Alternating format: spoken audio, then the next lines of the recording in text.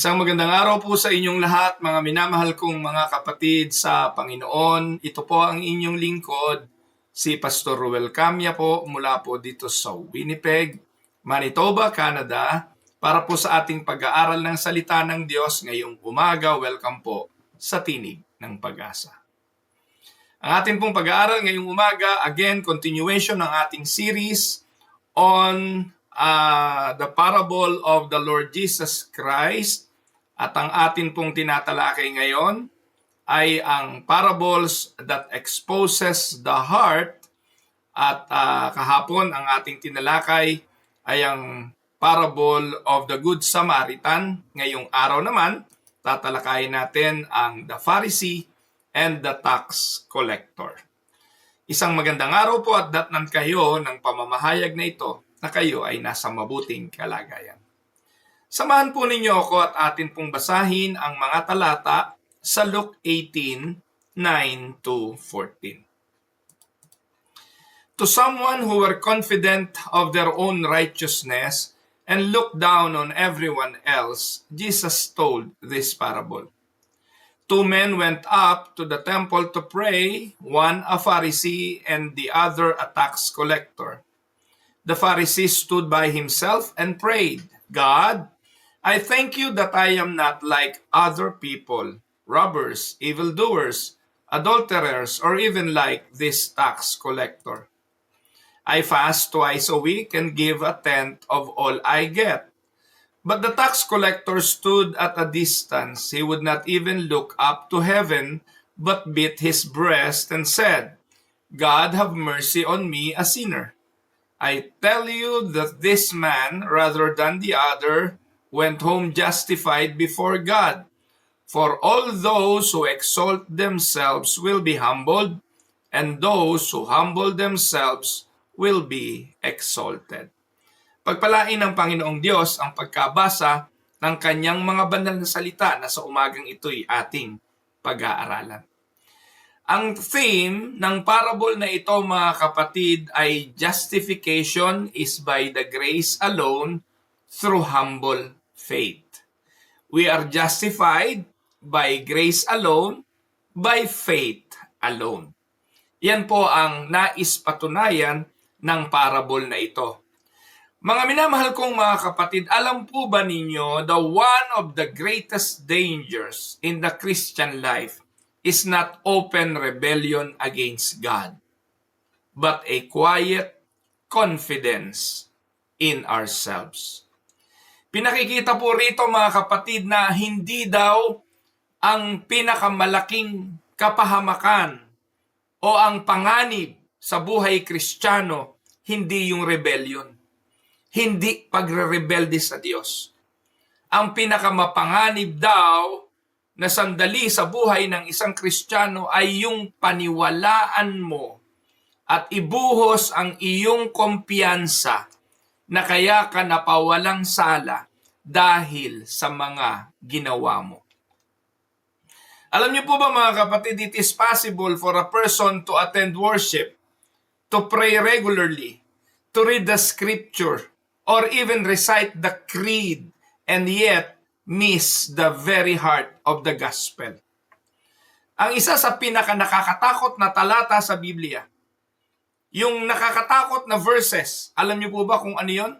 Nasa Matthew 7:21-23. Pakinggan po natin. Ang sabi ng Panginoong Hesukristo galing mismo sa kanyang bibig, not everyone who says to me, Lord, Lord, will enter the kingdom of heaven, but only the one who does the will of my Father who is in heaven. Many will say to me on that day, Lord, Lord, did we not prophesy in your name? And in your name drive out demons, and in your name perform many miracles? Then I will tell you them plainly, I never knew you. Away from me, you evildoers. Ito po, mga kapatid, ay pagpapatunay lamang na hindi open rebellion ang pinakadelikadong danger ng isang mananampalataya. Kung hindi yung nag-aakala, yung naniniwala at punong-puno ng kumpiyansa sa kanyang sarili na siya'y pinatawad, na siya'y papasok sa kaharian ng langit dahil sa mga bagay na ginawa niya. Katulad ng lalaki at ng mga taong binabanggit ng Panginoon sa Matthew chapter 7. Tumatawag siya sa Diyos, Lord, Lord. Dumadalo ng pananambahan at sinasabi sa Panginoon na kami nagprophesy. Kami ay nagpalayas ng demonyo. Kami ay gumawa ng himala. Aba mga kapatid, hindi basta-basta yan. Yung mga achievement ng taong ito, hindi basta-basta. Yung ginawa ng taong ito, hindi ko pa ho nagawa. Hindi pa ho ako nakapagpalayas ng demonyo. Yes, nagprophesy, nangaral, nagawa ko yun. Nangangaral po tayo halos araw-araw. Pero yung magpalayas ng demonyo, hindi ko pa ho nakita demonyo kahit kailan eh. Perform miracles, hindi ho ako nakagawa niyan. Wala ho akong may karamdamang napagaling, pilay na lumakad, bulag na nakakita, o may karamdamang aking napagaling. Wala po akong ganong karanasan. Kaya wala akong maipagmamalaki kung iyan ang basihan ng pagiging matuwid. Ako na po ang pinakamakasalanan at ako'y sa impyerno dadamputin kung iyan ang basihan ng ating pagiging matuwid sa harapan ng Diyos. Pero mga kapatid, ang parable na ibinibigay sa atin ng Panginoon ay hamon, paalala sa ating mga puso upang tayo'y magsuri. In Luke chapter 18, Jesus tells a short but piercing parable. A parable that is not aimed to the notorious sinners. Hindi po nakatutok ang parable na ito sa mga gumawa ng ghost project, flood control project. Hindi nakatuon ang parable na ito dun sa mga magnanakaw sa Kongreso, magnanakaw sa Senado, o yung mga magnanakaw sa politiko. Hindi doon nakatuon. Hindi po rin nakatuon ito dun sa mga nangangalon niya, doon sa mga sugarol, sa mamamatay tao. Hindi sa kanila nakatuon. Ang parable na ito'y nakatuon saan? Doon sa mga relihiyosong tao na nagtitiwala sa kanilang mga sarili na yung kanilang mga ginawa ang siyang pases para sila ay patawarin ng Diyos. Mga minamahal kong mga kapatid, this parable exposes how a person can appear holy. Taas ang kamay paglinggo, nag-iiyak pag nananambahan, nakaluhod na lumalakad sa altar, nagbibigay sa mga dukha, nag-iikapo, etc., etc. Yet Jesus said, I never knew you. At doon po mga kapatid, binanggit ng Panginoon ang parable na ito. And listen to me carefully, because Jesus ends this parable with a shocking reversal. Before we plunge in, let us first look at the context of the parable. Sa pag-aaral ng Biblia, importante lagi ang context. Ano, kanino, saan sinabi, bakit sinabi ang mga parable na ito. Let us go to Luke 18 verse 9. Sinimula ng parable ng ganito. He also told this parable to some who trusted in themselves that they were righteous and treated others with contempt. Yan ang dahilan kung bakit sinabi ang parable na ito.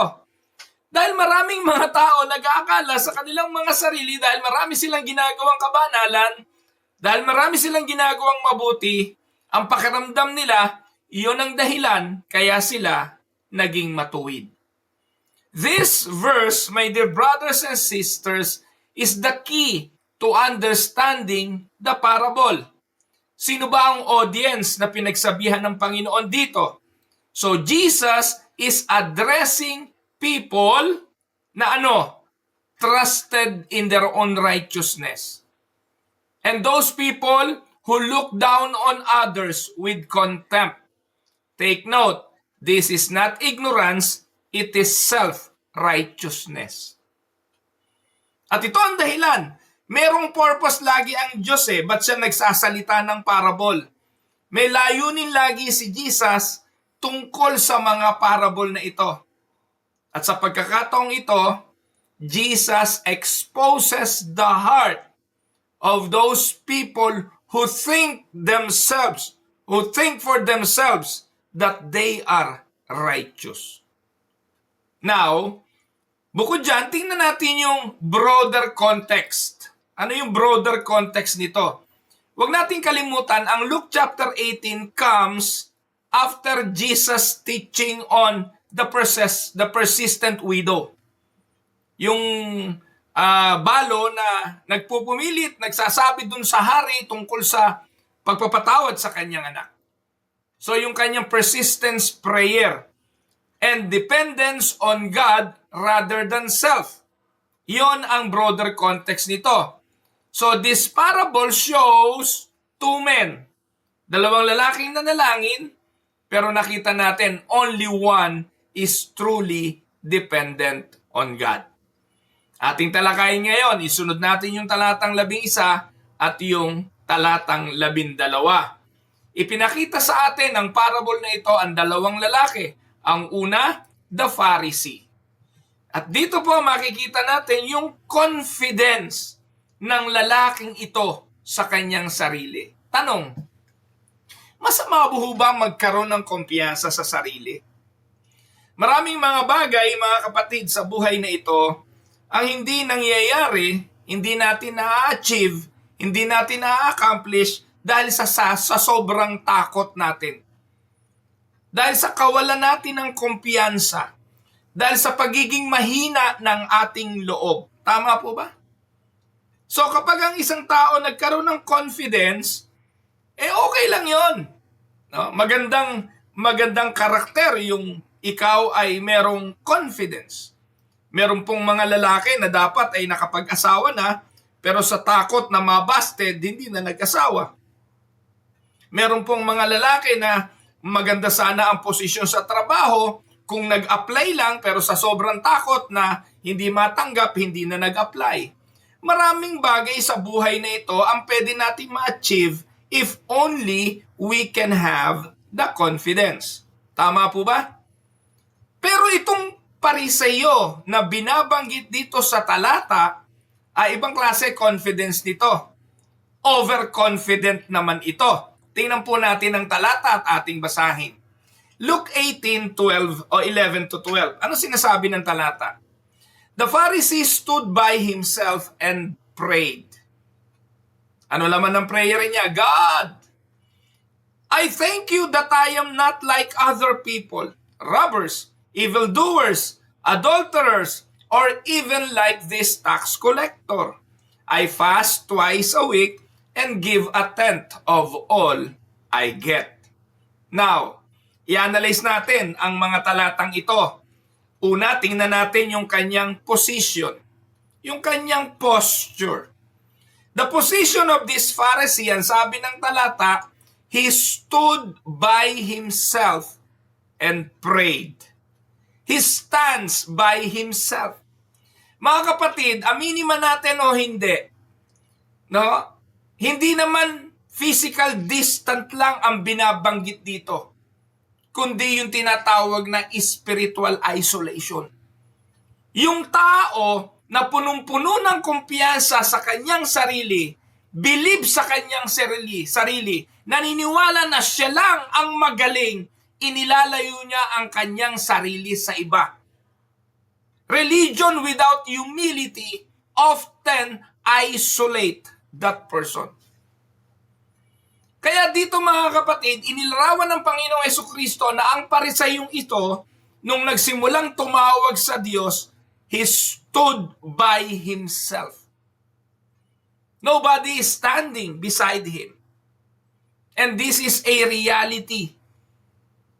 Religion without humility isolates us. Naalala nyo mga kapatid kung ano ang unang ginawa ni Adan at ni Eva nung sila ay nagkasala sa Diyos?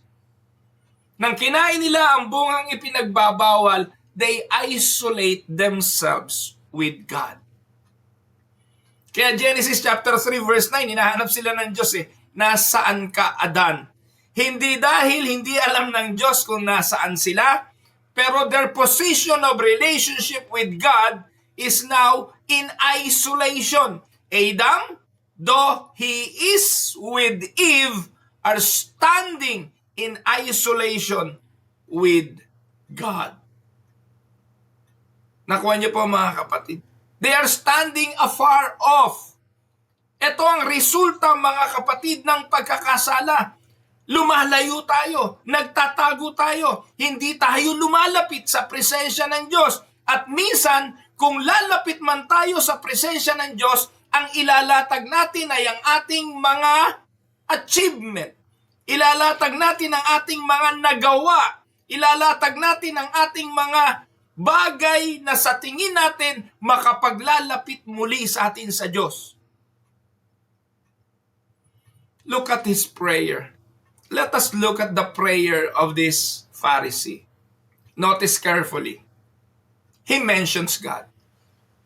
He acknowledged God. God! Di ba mga kapatid, tama naman yung tayo mananalangin sa Diyos, hindi kay Buddha, hindi kay Allah, hindi kay Muhammad, hindi kay Krishna, sa Diyos. At tama siya rito. He mentions God. And probably he is calling the God of Israel. He is calling the right God. But the problem with him, he is calling God, but the focus is himself. Anong sabi niya? I fast, I give, I'm not like other people. Non-comparable to him. No person can compare to what he can do and what he is doing. I fast, I give, I pray, I worship. Mga kapatid, this is not confession. It is self-congratulation. Diba? Tinuruan ko na kayo, dumating, natalakay na po natin yung prayer and how to pray, di po ba? Ng mga nakalipas na mga araw, nagkaroon na tayo ng series about prayer. May mga different types of prayer, hindi po ba? Meron nga acronym yan. Pag magdadasal ka, yung letter A sa Acts, di ba? Acts, una ay adoration. Father! Tama yun. Yung lalaking ito, he call on God, he call on to the Lord, and maybe he's calling him Father. That is adoration. God! No? And may thanksgiving, di po ba? Acts, yung una, adoration, laktawan muna natin yung C. Nilaktawan ito ng Pariseo eh. Yung C ay confession. Pumunta siya agad saan? Sa thanksgiving. Ano sabi niya? God, I thank you. Thanksgiving yun. Pero hindi siya nagpapasalamat sa Diyos dahil sa ginawa ng Diyos. Nagpapasalamat siya sa Diyos dahil sa kanyang ginawa. Andun yung adoration, andun yung thanksgiving, eto ngayon yung supplication, yung kanyang request. Ano ang kanyang request? Lord, hindi ako katulad ng magnanakaw. Hindi ako katulad ng ibang mga tao. Inilitanya niya sa Diyos, hindi ako katulad ng magnanakaw, ng evildoers, ng adulterers, or nitong taong ito. Pointing to the tax collector. And then, inilitanya niya na sa Diyos yung kanyang mga congratulatory message. Hindi para sa Diyos, kung hindi sa kanyang sarili. Lord, I fast twice a week. I give 10th of all I get. I am not like others. So this is not confession. This is self-congratulations. Now, tingnan natin ang theology ng taong ito. Mga kapatid, importante yung ating pinaniniwalaan, hindi po ba? Yung ating doktrina, yung ating theology, makakaapekto sa lahat ng ating ginagawa. Makakaapekto how we worship, makakaapekto how we pray, makakaapekto how we serve, makakaapekto how we live our lives on a daily basis. Nakasalig yan sa ating pinaniniwalaan. Kaya ang tawag doon, theology. Your theology will dictate your daily life. It will affect your daily walk. Tama po ba? Kasi kung ano pinaniniwalaan mo, yun ang ipamumuhay mo. Amen? Tingnan natin ang theology ng Pariseyong ito. Tama po ba yung kanyang theology? So the Pharisee believes, one, God accepts him because of what he does. So ito yung kanyang theology. Natatanggapin siya ng Diyos dahil sa kanyang mga ginagawa. And I would like to ask you and be honest with this. Hindi ba minsan, napakadalas pala, hindi lang minsan, maraming mga tao ang naniniwala na kaya siya tatanggapin ng Diyos dahil sa kanyang mga ginawa. Have you been to a funeral services? Have you been to alamay or sa isang taong namatay o ililibing? Ano madalas nating naririnig? Ano madalas na komento? At minsan pati tayo kinukumbinsi natin ang ating mga sarili sa katotohanan na ang taong namatay ay tatanggapin ng Diyos dahil sa kanyang ginawa. Madalas na komento natin, ay mabait naman yan eh. Nasa langit yan ngayon kasi mabait yan. At pag ang tao ay ubod ng sama at mamamatay tao, hahatulan agad natin, nako sa impyerno yan. Kasi walang hiya yan eh. Magnanakaw yan ng flood control project. Kaya nga si Cara David, ang panalangin niya eh, mapapunta na sa impyerno yung mga magnanakaw kasi alam niya, ito ay mga sa impyerno pupunta at magkamatay na ang mga ito. That was his prayer. Ganun na agad yung ating paghatol. Naniniwala tayo pag mabait yung tao, sa kanyang mga bagay na ginawa, langit. Pero pag yung mga bagay na ginawa ay hindi ka lugod-lugod sa Diyos, impyerno. Kaya para sa atin, yung mga bakla, automatic daw yan sa impyerno. Yung mga nasa internal revenue, yung mga nasa maniningil ng buwis, impyerno. Yung mga senador, kongreso, naglipa na sa impyerno dahil puro magnanakaw. No? Yung mga presidente, impyerno. Yung mga makasalanan, mga nangangalo niya, impyerno. Eh hindi ba natin naisip, lahat naman tayo dapat, lahat impyerno. Pero ang malungkot, ibinabase natin ang pagtanggap ng Diyos nakadepende sa ating mga ginawa. Depende sa ating mga ginawa. Mga kapatid, ang realidad, lahat tayo papunta sa impyerno lahat. Kung hindi tayo sasagipin ng Diyos, kung hindi sa pamamagitan ng kanyang pagkilos, walang mapupunta sa langit. Amen? Dahil lahat tayo ay makasalanan, Roma 3:10 hanggang 11, walang matuwid, wala kahit isa, walang humanap sa Diyos, walang nakauunawa. Kaya ang theology ng Pariseyong ito ay katulad ng theology ng marami. Magsusumikap akong gumawa ng mabuti para ako maligtas, magkakaloob ako para ako maligtas. Yung iba takot na takot na lumiban sa pananambahan dahil baka kung kailang oras ng pagsamba noon dumating si Jesus, hindi siya matagpuan doon, hindi siya ligtas. Nasa ating mga performance nakasalalay ang pinaniniwalaan nating kaligtasan. And many people believe on that. Many people, like the Pharisee, believes on that theology. And others, yung ibang tao, are rejected by God because of what they fail to do. Ang paniniwala ng Pariseyong ito, ligtas siya, tatanggapin siya ng Diyos dahil ganito ang kanyang mga ginawa. yung publikano o yung tax collector hindi tatanggapin ng Diyos kasi hindi niya yun ginawa. Iba ang kanyang ginawa.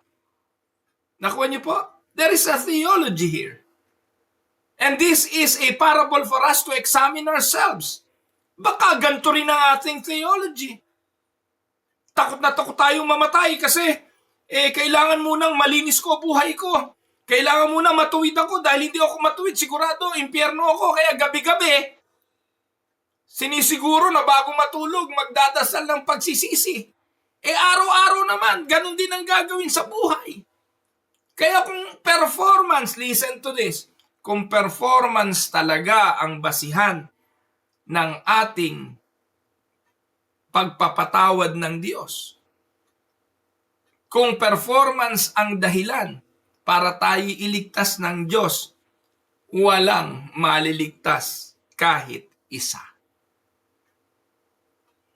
Only the performance of what Jesus did will enable God to accept us, not our own performance. Kaya itong theology na ito ng Pariseo, ang tawag dyan ay work-based righteousness. Yan po yung mga work-based righteousness. At yan mga kapatid, ang pananampalataya ng maraming mga Arminians, ng maraming mga Pentecostal, ng mga charismatic, yung naniniwala na mawawala ang kanilang kaligtasan at kailangan silang magpakabanal, no? Dahil kung hindi, at pag nakagawa ng kasalanan, impyerno. At yung mga work-based righteousness na tinuturo ng iba na merong degree at level ang kasalanan. Yung naniniwalang merong mortal at merong venial sins na may mga kasalanang hindi na mapapatawad at magbubulid na automatic sa impyerno at meron namang mga kasalanang hindi ganun katindi. Mga kapatid, sa Biblia ang kasalanan ang tumingin ng may pagnanasa sa babae pangangalo niya, ang nagnasa ng yaman ng iba ay pagnanakaw, ang nag-isip ng masama sa kapwa ay pagpatay. Hindi nasusukat doon sa mere act ang isang bagay, isipan pa lang nagkakasala na. Kung ganon, lahat tayo makasalanan, lahat tayo dapat parusahan sa dagat-dagatang apoy ng impyerno. So therefore, ang kaligtasan cannot be based on what we can do. Amen? Kaya anong danger nito? Itong theology ito ang napakadelikado. Because you can pray, you can fast, you can give, and still be very far from the grace of God. And the grace of God is the only thing that we can trust to justify us by God. Amen? Kaya kung ganito ang iyong paniniwala na kaya ka naligtas dahil sa iyong mga ginawa, ang tawag dyan, work-based righteousness. At kung tatayo ka sa pintuan ng langit, halimbawa lang naman ito, hindi ito totoo. At tatanungin ka ron ni San Pedro kung bakit ka papasok. At katulad ng Pariseyong ito, ganito theology mo. At sasabihin mo, kasi ako nagsisimba naman ako sa Winnipeg Unide. Nakikinig ako araw-araw kay Pastor Ruel sa Tinig ng Pag-asa.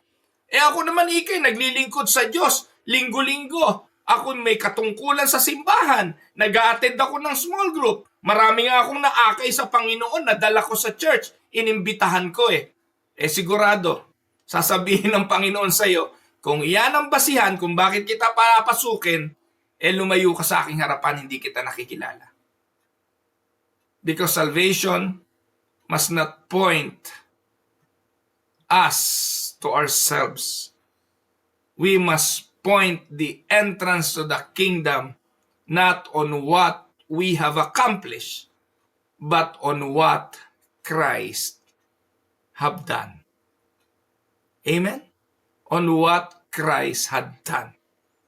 When Jesus shouted, "It is finished," the work of our salvation, done, finished, tetelestai, on the cross, not by us, but Christ alone.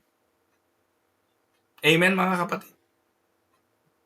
Now, let us look at the second person dito po sa parable. And he is the tax collector. Let us look on his dependence on grace. Luke 18:13, ang sabi, but the tax collector stood at a distance. He would not even look up to heaven, but beat his breast and said, God, have mercy on me, a sinner. Kanina, tinignan natin yung position and posture ng Pharisee. Tingnan din natin ang position and posture nitong tax collector. Yung kanina, yung tax collector standing by himself. Ito pong, yung Pharisee, standing by himself. Itong tax collector stood at a distance, standing far off. His eyes down, beating his breast. Mga kapatid, naaalala niyo ba yung prodigal son? Nung siya'y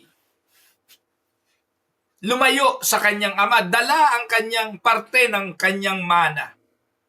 Inubos niya ang lahat ng ito sa malayong lupain. Nung naubos, namasukan. Anong kanyang pinasok na trabaho? Tagapagpakain ng baboy. Alam naman natin ang mga Hudyo galit sa baboy kasi pinakamaruming hayop yan para sa kanila eh. Di nga sila kumakain ng baboy eh, hindi po ba? Kung ikaw ay mag-aalaga ng isang hayop na hindi ninyo kakainin dahil itinuturing ninyong marumi, pinakamababang uri na ito ng hanap buhay. At yun ang kanyang pinasok. Para makakain kahit na ng pagkain ng baboy. Matindi yung famine na nangyari, taggutom na yon, pati pagkain ng baboy, walang magbigay eh. Kaya kahit na dati kumakain siya ng pagkain ng baboy, dumating yung point na kahit pagkain ng baboy, wala na. And then he come to his senses. Ano sabi niya?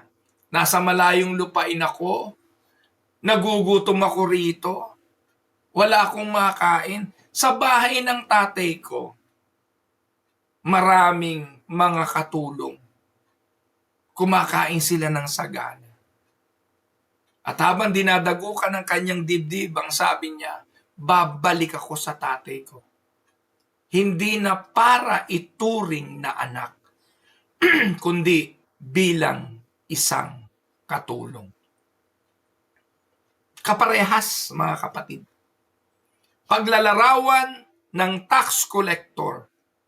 Inilarawan sa atin na siya'y nasa presensya ng Diyos, nakatayo sa malayo, nakababa ang ulo, hindi makatingin sa langit, dinadagukan ng kanyang dibdib. This is the posture of true repentance. Tingnan natin kung ano ang kanyang dasal. Ang kanyang dasal, God, he called to the Father. Adoration, God. And then, dito pasok agad yung letter C, yung confession. Have mercy on me. That is a petition. Request din yan, supplication yan. At pangatlo, nandun yung pag-amin, a sinner. In the original language, it is stronger. God, be merciful to me, the sinner. He makes no comparisons. Hindi niya kinumpara yung sarili niya kung kani-kanino. He offers no excuses. He just asks mercy. Malayo nga yan kay Adan at kay Eva eh. Si Adan at si Eva, nung nahuli na ng Diyos, nagtago. Nung kinompronta, ano sinabi? Sa halip na aminin, nagturo. Tinuro ni Adan yung asawa niya, tinuro nung asawa yung ahas. at nagbigay sila ng kanilang mga excuses. Natakot kami sa iyo, nagtago kami kasi kami hubad. Pero ang maniningil ng buwis na ito, he makes no comparisons, he offers no excuses, and he pleads only for mercy. Tandaan, ang pagliligtas ng Diyos at ang kanyang pagpapatawad sa ating mga kasalanan, habag lang ng Diyos. Amen? Kaya anong makikita nating susing katotohanan dito? Faith is not presenting God your resume. It is throwing yourself on His mercy. Hindi tayo nag-a-apply para maligtas. Isinusuko natin ang ating mga buhay dahil wala tayong kakayahan. Amen? Now, tingnan natin ang verdict ng Diyos. Let us look at God's verdict. Anong verdict? Ang justification, ang pagpapawalang sala ay biyaya ng Diyos. Habag ng Diyos. Verse 14, I tell you. So kanino sinasabi? Sa iyo, sa akin, sa ating lahat. Sinasabi ko sa inyo, this man, referring to whom? To the tax collector, rather than the other, referring to whom? The Pharisee, the religious one. Yung mga naglitanya at naglatag ng kanyang mga ginawang mabuti. They both went home. The man, the tax collector, was justified before God. Why? For all those who exalt themselves will be humbled, and those who humble themselves will be exalted.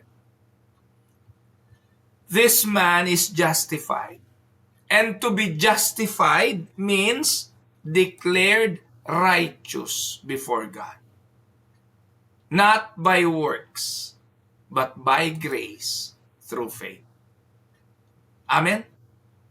Huwag niyo pong kakalimutan, yung Pariseo ay relihiyoso, nagsisimba, nagbibigay sa mga dukha, nag-iikapo, nag-aayuno, lahat ng iyon mabuting bagay.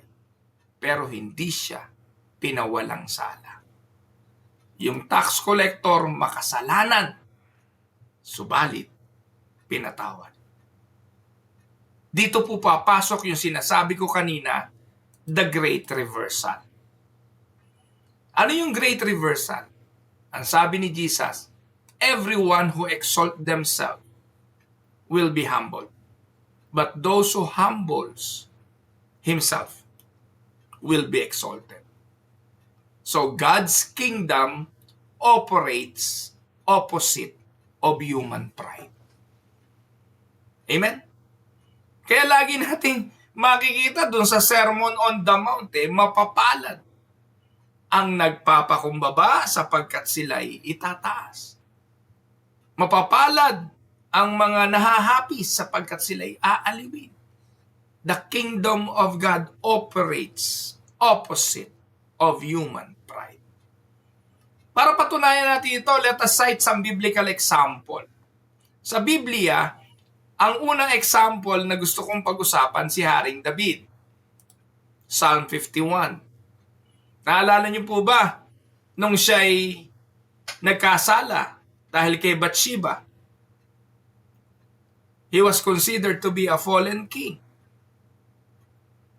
Kinonfront siya ni Nathan. Nung sinabi ni Nathan na ikaw, hari. Di ba nagbigay ng parable si Nathan? Merong isang mayaman, napakaraming ari-arian, napakayaman. Meron naman pwedeng patayin na sarili niyang alagang hayop. Merong bisitang dumating sa kanya, pero sa halip nung yung kanyang isa sa kanyang mga alaga, ang kanyang katayin, ang kinatay niya ay yung alaga ng kanyang kapitbahay na nag-iisang tupa. Ang sabi ni Haring David, napakawalang hiya ng taong yan. Sabi ni Nathan sa kanya, ikaw po yun, mahal na hari. It is you, my king. So ang tanong, nagalit ba si David?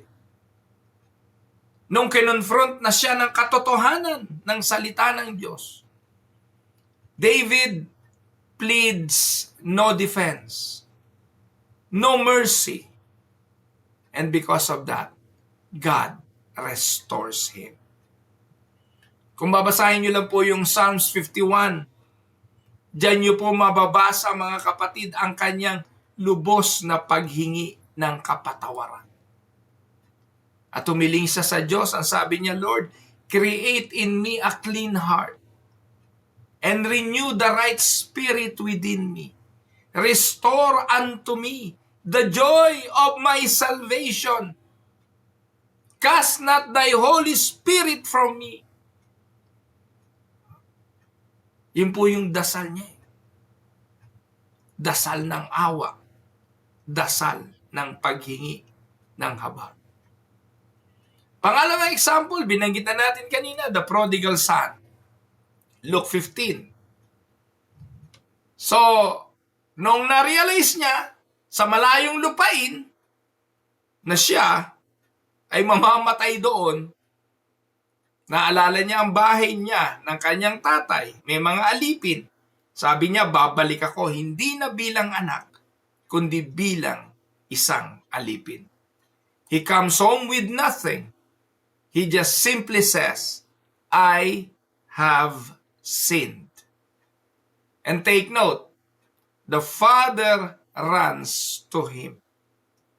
Yung ama, hindi yan tumatakbo para sumalubong. Sa Biblia, lagi yung ama naghihintay lang. Pero dito, to prove the love of God and to prove the love of this father, he runs after his son. Amen? Sinalubong niya ang kanyang anak.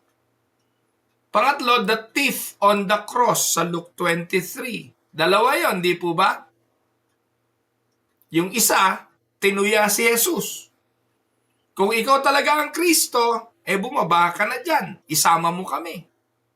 Pero yung isa, sabi niya, tama lang na tayo'y nandito. Wala tayong ginawang matuwid. No good works left to offer. Na hindi nga nabautismuhan, hindi binanggit kung nagsimba, hindi binanggit kung ano pa man, wala na silang panahon para gumawa ng mabuti. Kung mga kapatid ang magiging basihan ng pagpapatawad ay paggawa ng mabuti, ano pang mabuti ang magagawa nung nakapako na yun sa krus? Hindi na yun makakababa para sumamba, hindi na siya makakapag-ayuno, hindi na siya makakapanalangin, hindi na siya makapagbibigay ng kanyang ikapo, hindi na siya makapaglilingkod dahil mamamatay na siya any moment.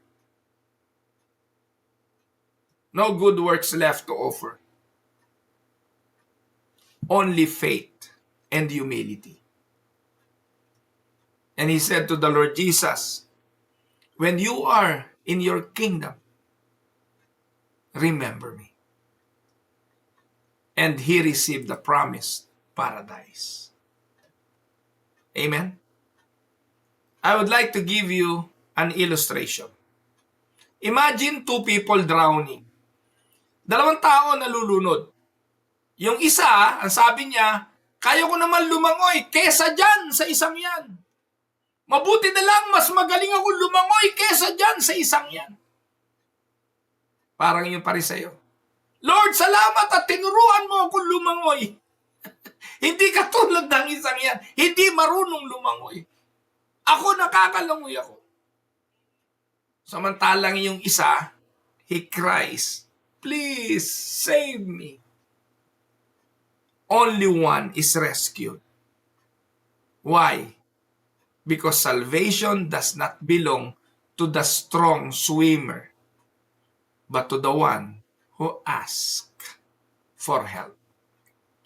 Kaya kapatid, kung inaakala mo na makakamit mo ang kapatawaran ng Diyos at makakapasok ka sa kaharian ng langit dahil sa iyong ginawa, Kulang pa ba ang parable na ito para kalugin at baguhin ang ating theology na we are saved not by works but by grace alone through faith alone? Amen? Here are some pastoral application. 1, let us check our prayers. Kapatid, yung bandasal natin, puno ng kababaan o ng pagpupuri sa ating mga sarili. We need to check our prayers. Sa ating mga panalangin, nandun yung pagpuri sa Diyos, paghingi ng kapatawaran, o paglilitan niya rin ng mga bagay na ginawa natin sa pag-aakala na matatanggap at malulugod ang Diyos sa atin. We also need to check our comparisons. Do you measure holiness by looking down on others? Trabaho ng marami to eh. Para ma-justify yung kanyang ginawa, magtuturo ng mas malaking kasalanan. Halimbawa, nakapagnakaw ka ng oras. Ano ba yung pagnanakaw ng oras? Halimbawa, nagtatrabaho ka. 8 oras kung binabayaran. Tapos 30 minutes kang nasa washroom. Di ka naman umiihi, di ka naman dumudumi. Nagtatago ka lang doon, 30 minutes. Pagnanakaw ng oras yon, mga kapatid. O yung sa harip na nagtatrabaho, nagtatamad-tamaran. O kung ikay pastor, sa halip na nangangaral, nagbibisikleta ka lang.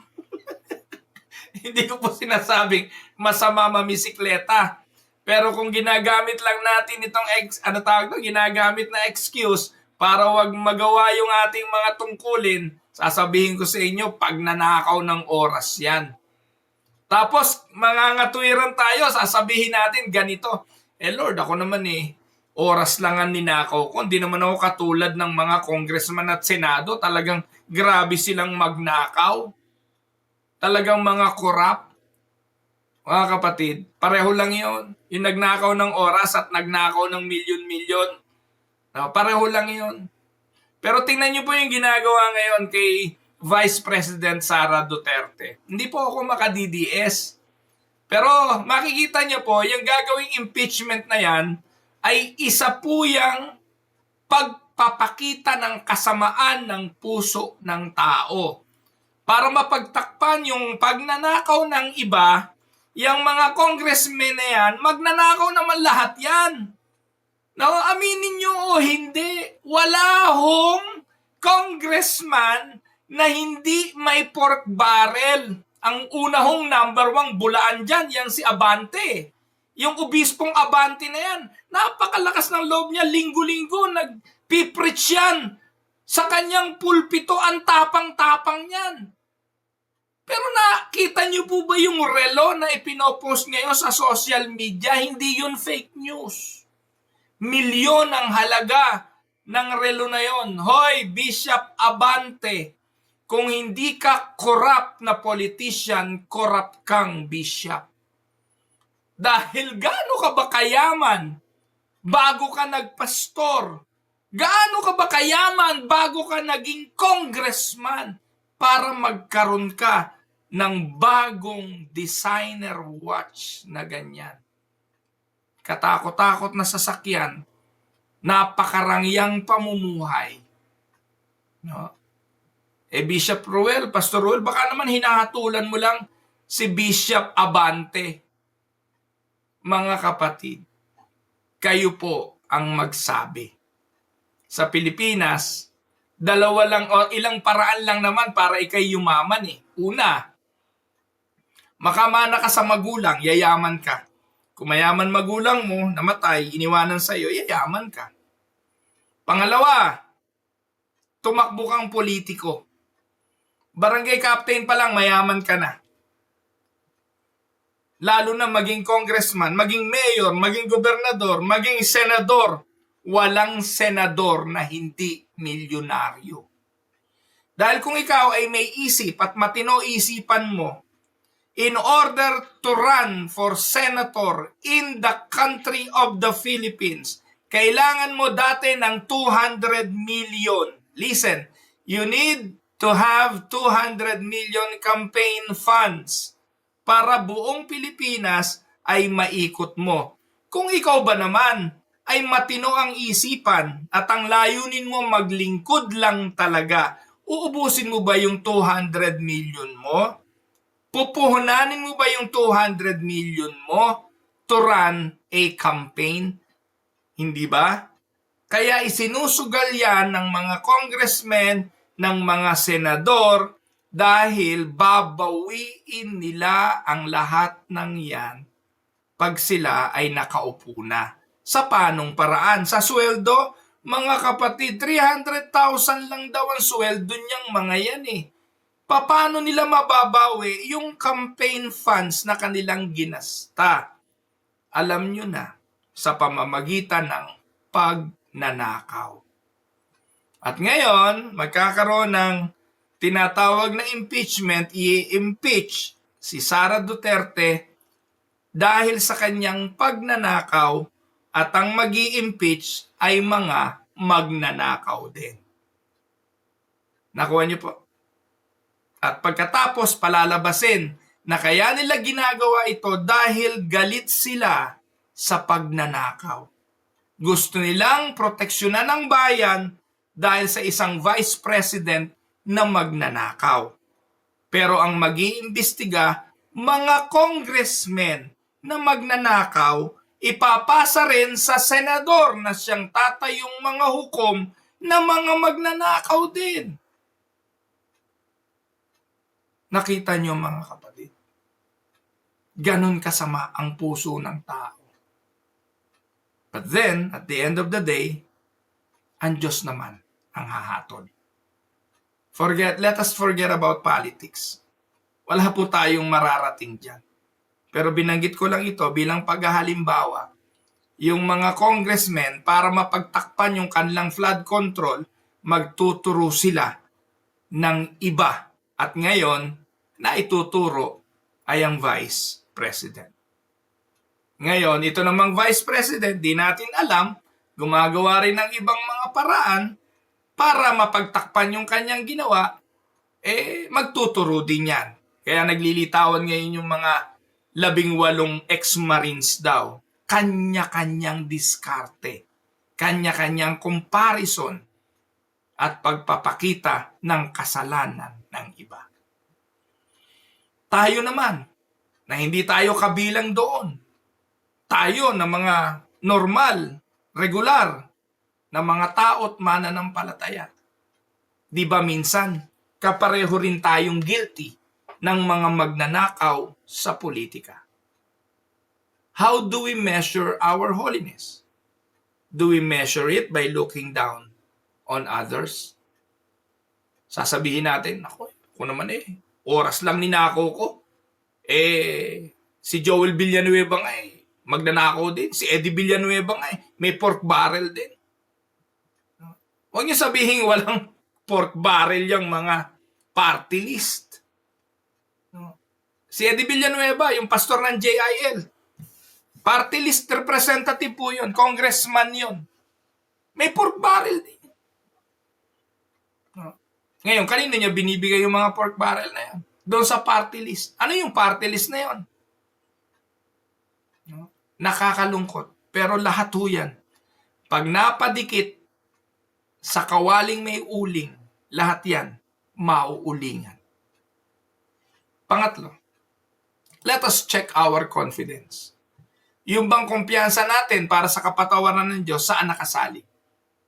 Kay Kristo lang? O partly sa ating sarili? Paano ba tayo naligtas? Monergistic or synergistic? Monergistic, God alone. Synergistic, God plus me.